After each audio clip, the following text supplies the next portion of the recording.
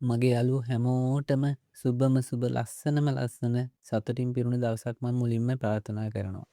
ඉතින් මේ මගේ මුල්ම වීඩියෝ එකෙන් මම කතා කරන්නේ අපි කොහොමද මේ මොහොතේ සතුටින් ජීවත් වෙන්න ඕන කියන පුංචිම පුංචි කාරණේ ගැන.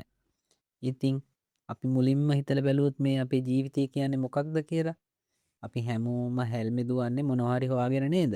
සල්ලි, යාන වාහන, ධනතුරු මේ හැමදේම පිටිපස්සේ තියෙන එකම එක බලාපොරොත්තුවක් විතරයිනේ.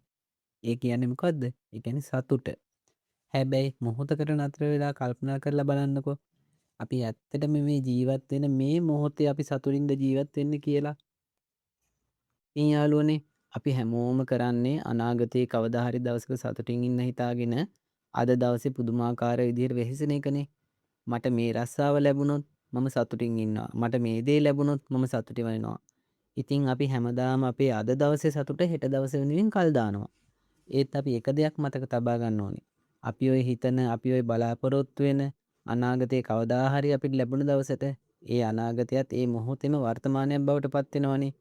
ඉතින් අපි අද දවසේ සතුටින් ඉන්න පුරුදු වෙලා නැත්නම් ඒ ලැබෙන අනාගතයේදීත් අපි සතුටින් ඉන්න ලැබෙන්නේ නැහැ කියන එක අපි හොඳට මතක තියාගන්න ඕන. අන්න ඒ නිසා ජීවිතයේ සතුටින් ඉන්න ඕන වටිනාම රහස මෙන්න මේක තමයි. ඒ මොකද්ද කියනවනම් අපි මේ ගෙවෙන මේ මොහොතේ මේ තප්පරේ අනිවාර්යයෙන්ම සතුටින් ඉන්න පුරුදු වෙන්න ඕනේ. මොකද වර්තමාන මොහොතේ සතුටින් පුරවගත්තොත් අනාගතයේ කියන අර වර්තමානයේ කොටස් එකතු වෙලා හැදෙන ඒ අනාගතයත් අනිවාර්යයෙන්ම සතුටින් ජීවත් වෙන්න පුළුවන් වෙනවා. එතකොට අපේ අනාගතය කියන එකත් වර්තමානයේ කියන එකත් හැම වෙලාවෙම අපි සතුටින් පිරලා ඉතිරිලා යනවා.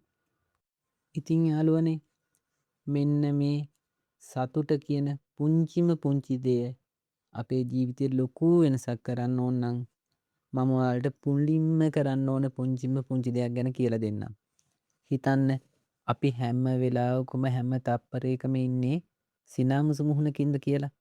මොන ප්‍රශ්නය ආවත් මොන අභියෝගය ආවත් අපි සාමාන්‍යයෙන් නිකන් ඉන්න වෙලාවට උනත් හිතලා බලන්නකෝ. අපේ මුහුණේ ඉරියව්ව තියෙන්නේ සිනාමුසු මුහුණක්ද සාමාන්‍ය මුහුණක්ද දුක්මුසු මුහුණක්ද මොකක්ද කියලා.